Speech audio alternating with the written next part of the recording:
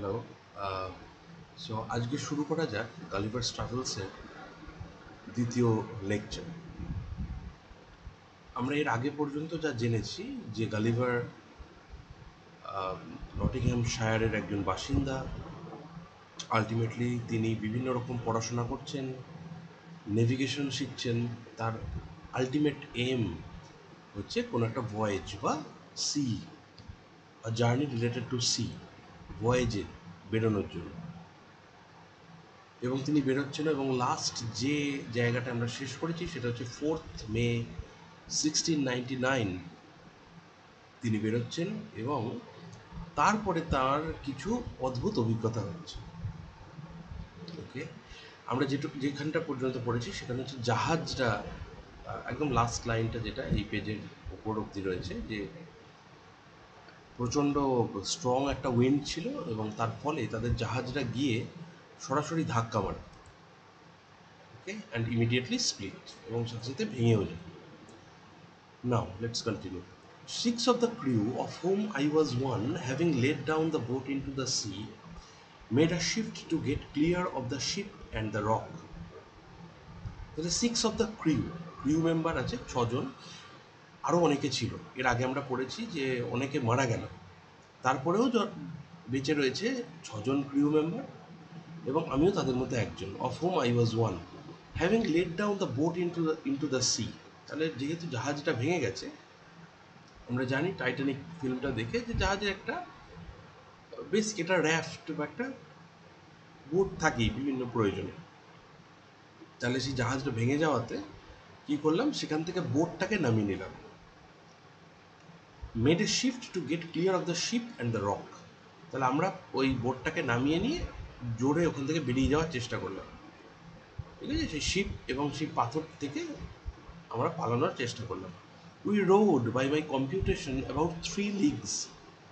3 leagues again একটা sea, মানে একটা ডিস্টেন্স মেজারমেন্টের unit in C.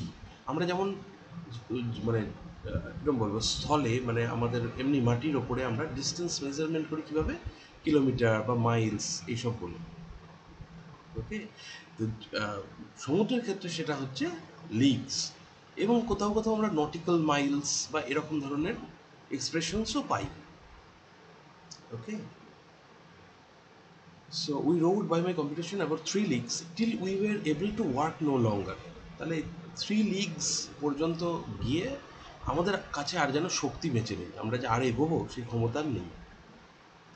Being already spend with labour while we were in the ship. তাহলে আমরা যখন জাহাজে ছিলাম সেই সময় অনেক কাজকর্ম করতে করতে আমরা ক্লান্ত ছিলাম, আবার তারপরে নেমে এই প্রবল রোয়িংয়ের ফলে আমরা আবার ক্লান্ত হয়ে পড়েছি। We therefore trusted ourselves to the mercy of the waves. কাজে আর আমরা ওই যেটাকে বলছে দাঁড় টানা, সেটাকে আর রোয়িং করতে আর পারছি না।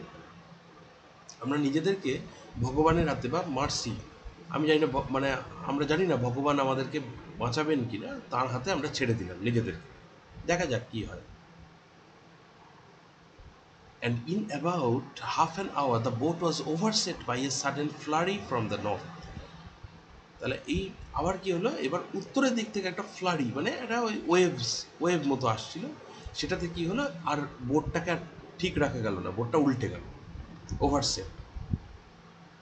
What became of my companions in the boat, as well as of those who escaped on the rock or were left in the vessel, I cannot tell, but conclude they were all lost. আমার সাথে যারা ওই sheep এবং rock ওই জায়গাটা থেকে যারা বেরিয়েছিলেন, যেখানে শিপটা ভেঙে যাচ্ছে, রকটা রয়েছে, ওখান থেকে যারা বেরিয়েছিলেন টোটাল 6 জন, তো আমি তাদের কি হলো আমি আর জানতে পারলাম না, তারা সব হারিয়ে গেল আর কি, যে যখন নৌকোটা উল্টে গেল। এরকম হারিয়ে যাওয়াটা খুব অস্বাভাবিক নয়, তার কারণ হচ্ছে যে সি ওয়েভসে একটা একটা কারেন্ট থাকে, একটা স্রোত থাকে, সেই স্রোত বিভিন্নভাবে আমরা যেরকম জিওগ্রাফিতে পড়েছি যে বিভিন্ন রকমের স্রোত পৃথিবীতে চলাচল করে, এবং সেই স্রোতগুলোই আমাদের বায়ুমণ্ডলকেও খানিকটা হলেও মানে একদম লোয়ার লেভেলটাকে কন্ট্রোল করে। ওকে, তো সেই স্রোতে ভাসতে ভাসতে আমরা সরে গেছি, কেউ আর কারোর কাছাকাছি কোথাও নেই। বাট কন্ট্রোল দেওয়া হল for my own part I swam as fortune directed me. আর আমার কথা বলতে গেলে আমি সাঁতার কাটলাম, আমার ভাগ্য আমাকে যেদিকে নিয়ে যেতে চাইলো আমি সাঁতার কেটে যেতে লাগলাম। And was pushed forward by wind and tide. তাহলে হাওয়া এবং টাইড, টাইড ঢেউ, তো আমরা একটা টাইড জোয়ার সেন্সে বলি, কিন্তু ওই ঢেউটার কথাই মেনলি এখানে বলা হচ্ছে, যে সেটাতে ভাসতে ভাসতে আমি এগিয়ে যেতে লাগলাম। I often let my legs drop and could feel no bottom. আমি মাঝে মধ্যেই কী করছিলাম, আমার পাটাকে নামিয়ে দেখছিলাম যে মাটি ছোঁয়া যায় কিনা। But when I was almost gone and able to struggle no longer, sorry, আমি কুড ফিল নো বটম মানে আমি চেষ্টা করছিলাম পা ঠেকানোর, কিন্তু কোনো তল যেন খুঁজে পাচ্ছিলাম না।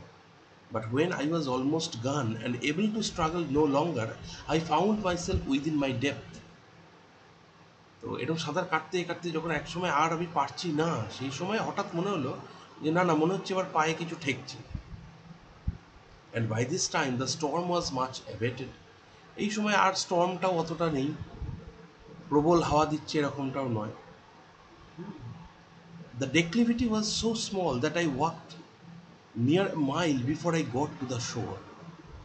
তাহলে এখানে ডেক্লিভিটিটা ভীষণ স্মল ছিল। আচ্ছা, আমি এই যে টেক্সটটাকে এখান থেকে নিচ্ছি, এখানে অনেক ওয়ার্ডের মিনিং দেওয়া রয়েছে, ঠিক আছে? তো আমি এই টেক্সটটাকে শেয়ার করে দেবো আমার এই ভিডিওর লিঙ্কে, ওকে? তো যাদের প্রয়োজন হবে তারা এখান থেকে দেখতে পারবে। এনিওয়ে, তো এখানে কী বলছে, ডেক্লিভিটি, তার মানে ওই যে কীরকম বলবো, আমরা যারা সমুদ্রের কাছাকাছি গেছি বা সমুদ্রে গেছি, বেড়াতে গেছি যারা সমুদ্রে, তারা দেখেছি যে একটা এমন মনে হয় যেন জল থেকে ওই ডাঙাটা সোজা উঠে আসছে, কোথাও একটা জলের ভেতরে পর্যন্ত পৌঁছে গেছে। তাহলে ওইটা হচ্ছে ডেক্লিভিটি। তাহলে ডেক্লিভিটিটা খুব মানে ছোট এই সেন্সে বলছে যে আমাদের কীরকম হয়, নর্মালি আমরা যে সি বিচগুলোতে ঘুরতে যাই সেখানে ডেক্লিভিটি নর্মালি ব্রড থাকে, মানে অনেকটা দূর পর্যন্ত আমরা এগিয়ে গিয়ে তারপরে সেখানে, সরি আমি একটু ভুল বলছি, একটু কাছাকাছি এগিয়ে গিয়ে আমরা তারপরে আর যেতে পারি না, একটা নির্দিষ্ট লিমিট থাকে, তারপরে যাওয়া যায়। কিন্তু উনি এখানে বলছেন যে এই ডেক্লিভিটিটা অনেকটা লম্বা, ঠিক আছে? আমাকে প্রায় 1 মাইল হাঁটতে হলো তীর পর্যন্ত পৌঁছানোর জন্য, walk near a mile before I got to shore, which I conjectured was about 8 o'clock in the evening. তাহলে আমি যে টাইমটায় পৌঁছলাম, আমার মনে হলো যে মোটামুটি রাত্রি 8টা বাজে। I then advanced forward near half a mile. আমি তারপরেও প্রায় আধ মাইল এগিয়ে গেলাম।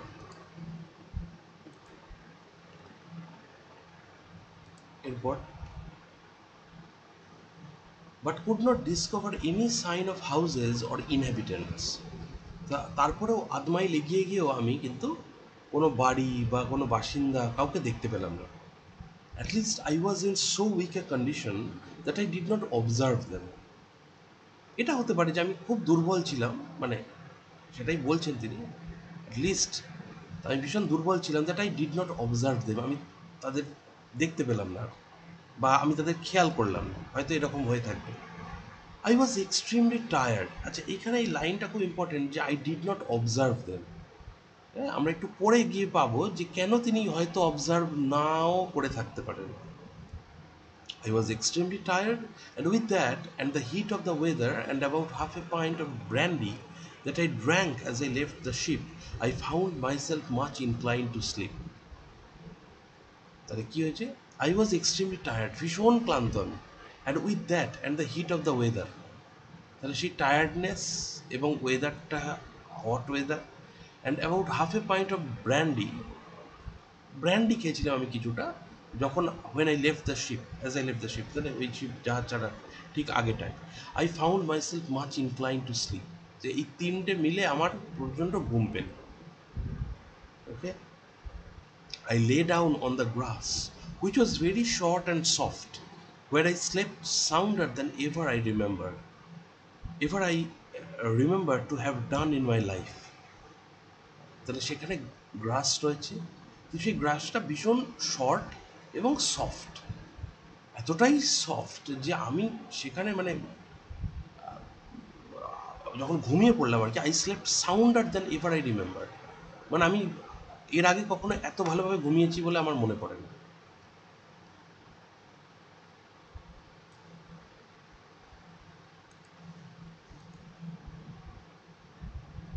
And and as I reckoned, about 9 hours, for when I awake it was just daylight. তার মানে আমি, আমার মনে হচ্ছিল যে আমি বোধহয় 9 ঘন্টা মতো ঘুমিয়েছি, কারণ যখন জেগে উঠেছি তখন ডে লাইট আমার মুখে এসে পড়ছে। তার মানে আমরা যদি একটা খুব কম, মানে খুব ইজি একটা ক্যালকুলেশন করি, তার মানে আমি 8টায় ওখানে পৌঁছেছি, ধরে নিলাম যে 8টা নাগাদই ঘুমিয়ে পড়েছি। 8টা থেকে 9 ঘন্টা যদি আমি টানা ঘুমিয়ে থাকবি, তার মানে সকাল ভোর 5টা হচ্ছে, ঠিক আছে? তাহলে সেই জন্য সেই ক্ষেত্রেও বা সেইটাকে হিসাব করেই তিনি বলেছেন যে তখন সকাল হয়ে গেছে। I attempted to rise but was not able to stir, for as I happened to lie on my back, I found my arms and legs were strongly fastened on each side to the ground, and my hair, which was long and thick, tied down in the same manner. তাহলে যখন আমি ওঠার চেষ্টা করলাম, তো আমি কি হয়েছে, as I happen to lie on my back, আমি আমার পিঠের ওপর ভর করে শুয়ে রয়েছি। I found my arms and legs were strongly fastened on each side to the ground. আমি এটুকু বুঝতে পারছিলাম আমার হাতগুলো এবং পাগুলোকে খুব স্ট্রংলি বেঁধে রাখা হয়েছে আমারই দুপাশে। ওকে, আমরা যেটাকে বাংলাতে বলি চিত হয়ে শুয়ে থাকা, মানে মাথাটা বা মুখটাকে ওপর দিকে করে শুয়ে থাকা, সেভাবে শুয়ে রয়েছি। আর আমার হাতটা এবং পাটা আমারই বডির দুপাশে বাঁধা রয়েছে, মানে আলাদা আলাদা করে তো বাঁধা নয় নিশ্চয়ই, বডি থেকে কেউ কেটে নিয়ে যায়নি, মানে ঠিক বডির সাথে সাথে প্যারালালি বাঁধা রয়েছে। এটা আমরা অনেক ছবিতেও দেখতে পাই, হ্যাঁ, গালিভার স্ট্রাগলস রিলেটেড যে কোনো পিকচার সার্চ করলে আমরা সেখানেও এটা পাবো। তাহলে এই হচ্ছে মোটামুটি একটা এর সম্পর্কে, এটাকে এগুলোকে দেখেই আমরা আইডিয়া করতে পারি যে তাকে বাঁধা রয়েছে ঠিক তার হাতটা এবং পাটা তার বডির দুপাশে। ওকে, সো এই কথাটাই এখানে বলা হচ্ছে। Anyway, and my hair which was long and thick tied down in the same manner, তাহলে আমার মাথার চুলগুলোকেও বেঁধে ফেলা হয়েছে। এই জন্যই কোনো কোনো ফিল্ম সেখানে গন্ডগোল করে রেখেছে, মানে ফিল্মগুলো সব যে একদম ঠিকঠাক এরকম নয়। এই যে এই ছবিটা দেখলে আমরা বুঝতে পারবো, মানে চুলগুলোকেও বাঁধা বডির সাথে, রাইট? সো এই কথাটা বলতে চাইছি। ওকে, এরপর দেখা যাক। I likewise felt several slender ligatures, please, মানে এটাকে আন্ডারলাইন করে রাখার মতো একটা ওয়ার্ড, স্লেন্ডার লাইগেচার্স, মানে খুব সরু সরু বা খুব ছোট ছোট লাইগেচার্স। লাইগেচার্স মানে like animals across my body, আমার শরীরের ওপর দিয়ে তারা যাচ্ছে। From my armpits to my thighs, আমার আর্ম পিটস থেকেও উঠছে কেউ কেউ, আবার আমার থাই থেকেও উঠছে বা আমার থাইয়ের কাছাকাছিও রয়েছে।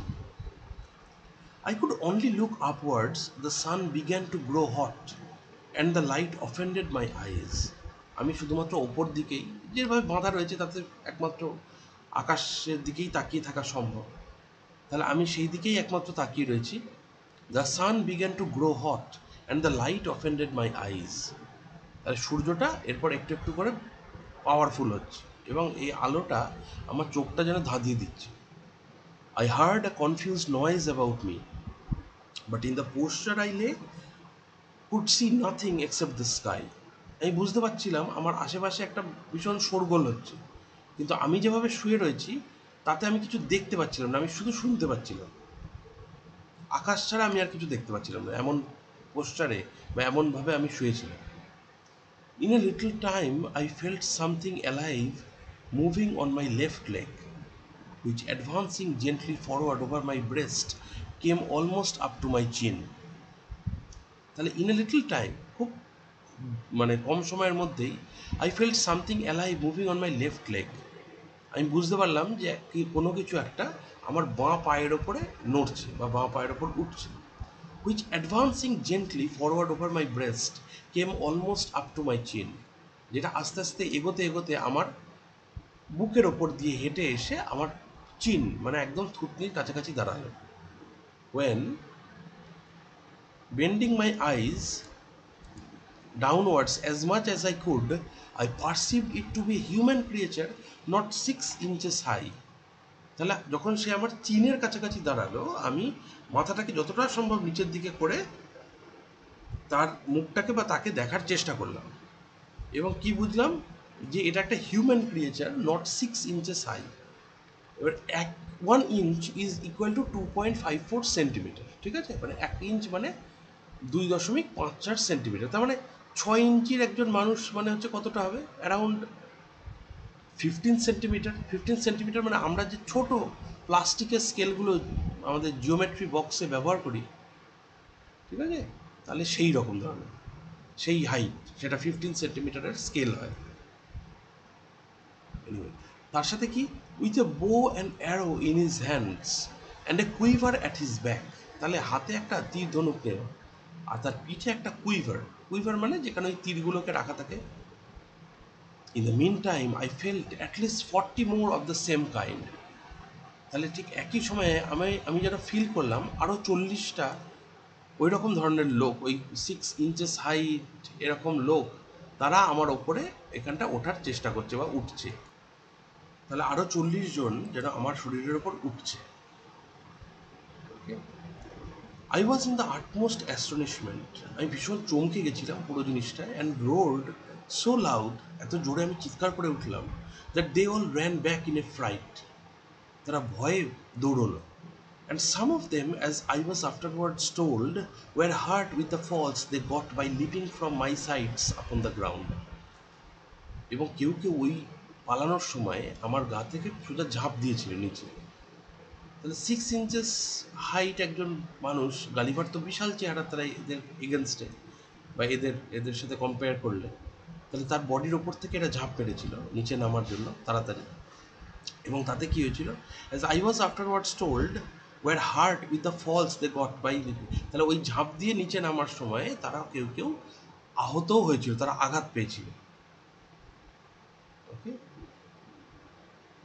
হাউএভার দে সুন রিটার্ন, যাই হোক তারা খুব আবার ফিরে এলো নতুনভাবে। And one of them, who ventured so far as to get a full sight of my face, lifting up his hands and eyes by way of admiration, cried out in a shrill but distinct voice, Hekina Degul. Very important, Hekina Degul. তাহলে এর মধ্যে একজন যে আবার উঠে এলো, সে আমার দিকে একটা অ্যাডমিরেশন নিয়ে যেন তাকালো এবং একটা শ্রিল, একটা তীক্ষ্ণ ভয়েসে সে চিৎকার করলো, ঠিক আছে, কি কি বলে চিৎকার করলো, চিৎকার করলো এই বলে, হেকিনা ডেগুল। ওকে, এটা অদ্ভুত লাগছে না শব্দটা? এখন আমরা বুঝতে পারবো যে এই যে ল্যান্ডটা, বা আমাদের বুঝতে হবে এই যে ল্যান্ডটা, দ্য ল্যান্ড অফ দ্য লিলিপুটস, সেখানে মানে তাদের ল্যাঙ্গুয়েজটা আলাদা হওয়ার জন্য এরকম বিভিন্ন ওয়ার্ডস এর পরেও আসবে। ওকে, তাহলে সেগুলোর যে সব কিছুর মিনিং আছে সেটাও নয়, তবে এই হেকিনা ডেগুল স্পেসিফিক্যালি এই শব্দটা, হ্যাঁ, এটার এটার মিনিং নিয়েও বহু মানুষ স্টাডি করেছেন। ওকে, মানে সুইফট স্টাডিজ বলে একটা পেপারই বেরোয় জার্মানি থেকে। তো মানে তারা তারা একটা একটা অর্গানাইজেশন, তারা সুইফট নিয়েই পড়াশোনা করেন, জোনাথন সুইফট নিয়ে। সেখানে 2010 সালে একটি পেপার বেরোয় এবং সেই পেপারটিতে একজন ডক্টর, বেশ মানে by profession he is a doctor, তিনি দাবি করছেন যে হেকিনা ডেগুল অ্যাকচুয়ালি একটা একটা ইউইশ টার্ম, মানে মানে ইহুদিদের একটা শব্দ, ঠিক আছে। তিনি অনেক পড়াশোনা করে অনেক কিছু ঘেটে টেটে ইত্যাদি করে তিনি আলটিমেটলি এটা বের করছেন, যদিও আমরা কেউ সেটাকে নিশ্চিতভাবে বলতে পারি না। তিনি যেভাবে তার যুক্তিটা সাজাচ্ছেন আমি শুধু সেইটুকু বললাম। এনিওয়ে, আমরা ধরে নিচ্ছি যে এটা দিস ইজ সামথিং ননসেন্স এই মুহূর্তে, হ্যাঁ, এটা কোনো মিনিং নেই। The others repeated the same words several times, এবং এই শব্দটা অন্যান্যরাও অনেকবার রিপিট করলো। But then I knew not what they meant, কিন্তু তখন তো আমি জানতাম না যে তারা কি বলতে চাইছে। আই লে all this while as the reader May believe in great uneasiness, তাহলে রিডাররা নিশ্চয়ই বুঝতে পারছেন যে আমার ভীষণ অস্বস্তি হচ্ছে এভাবে শুয়ে থাকাতে। At length, struggling to get loose, I had the fortune to break the things and wrench out the pegs that fastened my left arm to the ground. তাহলে আমি কি করলাম, প্রচণ্ড জোর লাগালাম এবং আমার বাঁ হাতটাকে কোনো রকমে আমি কিছুটা ফাঁকা করতে পারলাম, মানে আমি যেখানে আমার হাতটা বাঁধা সেখান থেকে আমি একটু ছাড়াতে পারলাম।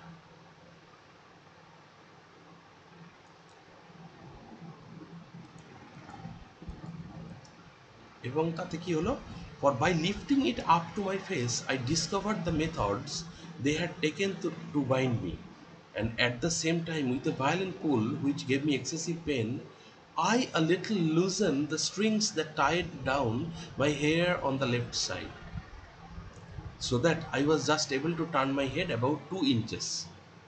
তাহলে আমি প্রথমে বাঁ হাতটাকে তুলে দেখে নিলাম যে কীভাবে তারা বেঁধেছিল। এরপর আমি বুঝতে পারলাম যে আমার চুলগুলোকেও নিশ্চয়ই এরকম, চুল আর হাত নিশ্চয়ই একই রকমভাবে বাঁধা হবে না, তাও মোটামুটি আমি বুঝতে পারলাম যে তারা কীভাবে বেঁধে রেখেছে। তা আমি প্রচণ্ড কষ্ট হলো, কিন্তু প্রচণ্ড একটা ভায়োলেন্ট পুল, একটা একটা একটা একটা একটা জোর ঝাঁকুনি দিলাম আমি, এবং দিয়ে একটু মাথাটাকে ডান দিকে ঘোরাতে পারলাম, মানে অন্তত 2 ইঞ্চি আমি বেন্ড করতে পারলাম। But the creatures ran off a second time before I could seize them. তাহলে আমি তাদের ধরতে পারার আগেই তারা অনেকটা দূরে সরে গেল। Whereupon there was a great shout in very shrill accent, and after it ceased, I heard one of them cry aloud, Tolgo Phonak. তাহলে আগে আমরা পেয়েছিলাম হেকিনা রেগুল, এবার পেলাম টোলগো ফোন্যাক। তাহলে আমি এটুকু বুঝতে পারলাম তারা অনেকটা দূরে সরে গেছে, মানে ওখান থেকে পিছিয়ে গেছে, এবং আমি হঠাৎ শুনতে পেলাম তারা একজন চিৎকার করছে টোলগো ফোন্যাক বলে। When in an instant I felt about 100 arrows discharged on my left hand, which pricked me like so many needles, and besides they shot another flight into the air as we do bombs in Europe, whereof many I suppose fell on my body, though I felt them not, and some on my face, which I immediately covered with my left hand.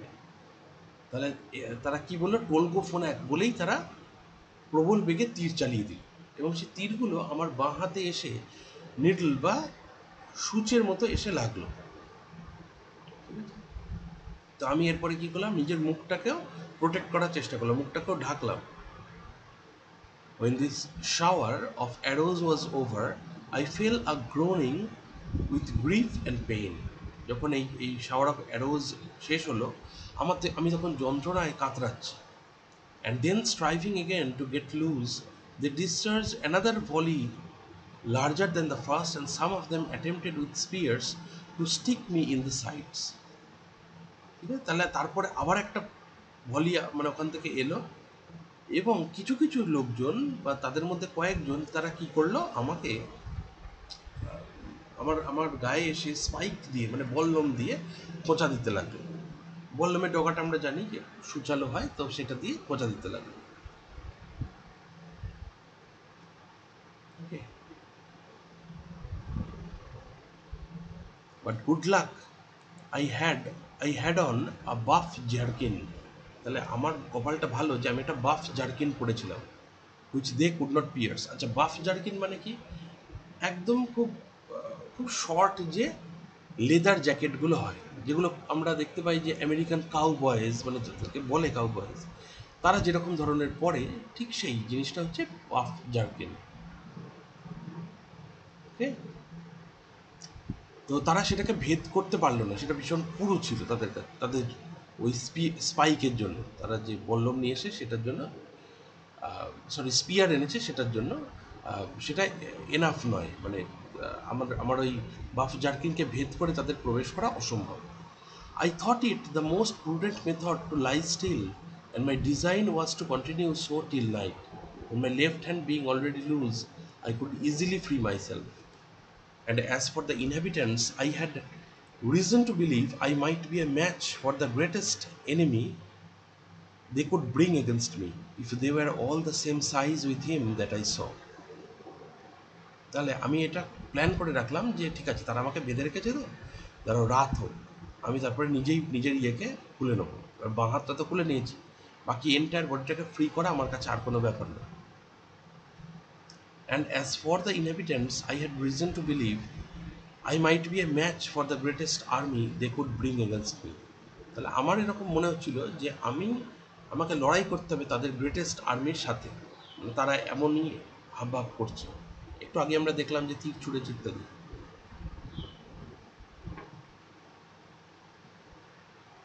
If they were all of the same size with him that I saw, তাহলে আমি যাদের দেখলাম তাদের মধ্যে যদি সবাইকার ওই একই সাইজ হয় তাহলে একটা বড় আর্মি লাগবে আমার সাথে যুদ্ধ করতে। But Fortune disposed otherwise of me, কিন্তু ভাগ্য অন্য কিছুই করে বসলো। কী করলো? when the people observed I was quiet, they discharged no more arrows. তাহলে যখন তারা দেখলো যে আমি চুপ শান্ত রয়েছি, কোনো কিছু ঝামেলা করিনি, তারা আর কিন্তু তীর ছুঁড়ল না। But by the noise I heard I knew their numbers increased, কিন্তু তাদের সংখ্যাটা যে বাড়ছে তাদের গলার আওয়াজে আমি বুঝতে পারছিলাম। And about 4 yards from me over against my right ear, তাহলে 4 yards মানে আমার থেকে অল্পই দূরে তারা রয়েছে, এবং সেই সংখ্যাটা তাদের কিন্তু বেড়ে চলেছে। আই হার্ড এন, আচ্ছা, আর কি, over against my right ear I heard a knocking for about an hour like that of people at work, এবং আমার ডান কানটার কাছাকাছি আমি বুঝতে পারছিলাম একটা কিছু তারা ঠুকছে মানে মাটিতে হোক বা অন্য কোনো কিছুতে হোক। এটা কন্টিনিউয়াসলি সেটা করে যাচ্ছে লাস্ট 1 ঘন্টা ধরে।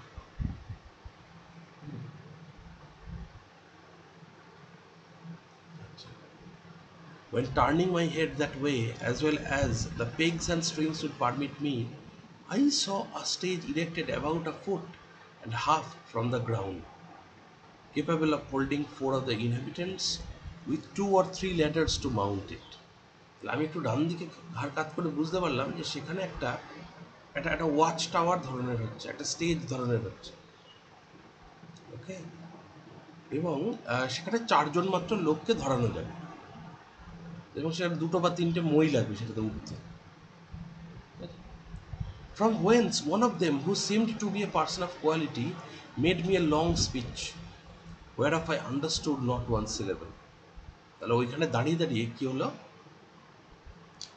এ পার্সন অফ কোয়ালিটি, মানে তাদের মধ্যে একজন পার্সন যার কোয়ালিটি রয়েছে আর কি, এটুকু বুঝতে পারছি তার কথা শুনে পড়ে। তিনি একটা লম্বা স্পিচ দিলেন, যদিও সেটার এক বর্ণ বা এক অক্ষর আমি কিচ্ছু বুঝতে পারলাম না। But I should have mentioned that before the principal person began his oration, he cried out 3 times, Langro Dehul San. তাহলে তিনি আহ, মানে আমার উদ্দেশ্যে তার বক্তব্য রাখার আগে তিনি 3বার একটা জোরে জোরে ওয়ার ক্রাই ধরনের দিলেন। সেটাতে তিনি কি বললেন? ল্যাংরো দেহুল স্যান। Whereupon immediately about 50 of the inhabitants came and cut the strings that fastened the left side of my head, which gave me the liberty of turning it to the right. তাহলে এই কথা বলা মাত্রই 50 জন লোক এসে আমার বাঁ দিকের যত রকমের স্প্রিং ছিল সেগুলোকে কেটে দিল, যাতে আমার বডিটাকে ডান দিকে ঘোরাতে পারি। And of observing the person and gesture of him that was to speak, আর আমি যাতে ডান দিকে ঘুরে ওই মানুষটিকে দেখতে পাই, এবং তিনি যে ওই ওয়াচ টাওয়ারের ওপরে বা স্টেজের ওপরে উঠে কথা বলছেন সেটা যেন আমি পুরোটা সামনাসামনি আর কি দেখতে পাই, সেই জন্য। He appeared to be of middle age and taller than any of the other 3 who attended him, whereof one was a page that held up his train and seemed to be somewhat longer than my middle finger. তাহলে তিনি মোটামুটি মধ্যবয়স্ক এবং আমার middle ফিঙ্গারের মতো তার height হবে, এবং তার দুপাশে 2জন দাঁড়িয়েছে তাকে সাপোর্ট দেওয়ার জন্য। He acted every part of an orator, and I could observe many periods of threatenings and others of promises, pity and kindness. তাহলে আমি বুঝতে পারছিলাম তিনি আমাকে বিভিন্নভাবে কথা বলছেন, আমাকে কখনো থামাচ্ছেন, কখনো মানে থামাচ্ছেন না, মানে আমার উদ্দেশ্যে কখনো একটু জোরে জোরে কথা বলছেন চিৎকার করে, মানে আমাকে থ্রেট দিচ্ছেন, আবার কখনো করুণা করছেন আমার ওপরে। এইসব কথা তিনি বলছেন, আমি তার গলার টোনটা শুনে বুঝতে পারলাম। I answered in a few words, but in the most submissive manner, lifting up my left hand and both my eyes to the sun, as calling him for a witness. তাহলে আমি কি করলাম? I answered in a few words. আমিও খুব ছোট ছোট ইশারাতে বা কথাতে উত্তর দেওয়ার চেষ্টা করলাম। ওকে, আমার মাথাটাকে তুলে বা লেফট হ্যান্ডটাকে তুলে, এবং এটা বোঝালাম যে দেখুন সূর্যটা ভীষণ কিন্তু আজকে কষ্ট হচ্ছে, মানে এখানে এইভাবে শুয়ে থাকতে। and being almost famished with hunger, ক্ষুধায় সম্পূর্ণ কাতর হয়ে, having not eaten a morsel for some hours before I left the ship, I found the demands of nature so strong upon me that I could not forbear showing my impatience by putting my finger frequently to my mouth to signify that I wanted food. তাহলে আমার আর লজ্জা শরমের আমার কোনো বাদ বিচার রইল না। আমি তাকে ইশারাতে বোঝালাম যে আমার প্রচণ্ড খিদে পেয়েছে, কারণ গত রাত্রি থেকে আমি কিছু খাইনি। ওকে, আজকে আমরা সেকেন্ড লেকচার এই পর্যন্ত শেষ করছি। আর নেক্সট দিন আমরা এরপর থেকে আবার কন্টিনিউ করব।